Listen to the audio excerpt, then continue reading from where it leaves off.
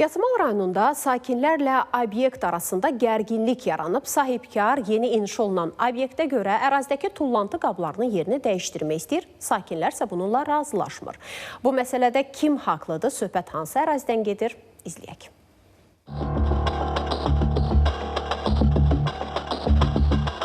Yasamal rayonu Abbas Mirzə Şərifzadə küçəsindəyik. Gördüyünüz kimi yolun kənarına uzun müddət əvvəl məişət tullantılarının atılması üçün nəzərdə tutulan qablar yerləşdirilib. Bu qabların arxasında isə hər hansısa bir obyektin inşası həyata keçirilir. Sakinlərin narahat edən səbəb də budur.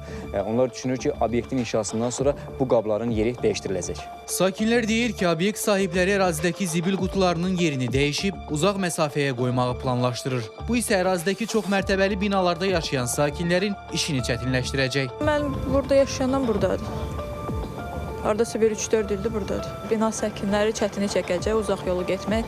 Uşaqla zibil atanlar var, qocalar var, yaşlılar var. Əgər öncədən bu bina üçün nəzərdə tutulubsa bu zibil qabları, burada yüzlərlə vətəndaş qalır.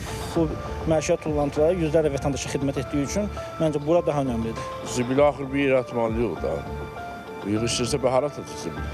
Obyektin sahibi isə deyir ki, işlər qanuni sənədlər əsasında həyata keçirilir. Tullantı qabları məsələsi isə aidiyyatı qurumun səlahiyyətindədir. Narazılıq ondan ibarətdir ki, bu zibil qabları təyinat üzrə bir uzaq yerə qoyula bilər və onların istifadəsinə rahat olmaya bilər. Ondan izah olacaq. Mən yenə deyirəm, o mənim ixtiyarımda deyil. Mənzil istismar sahəsi var, yerli icra hakimiyyəti orqanı var. Onlar özləri təyin eləyəcəklər.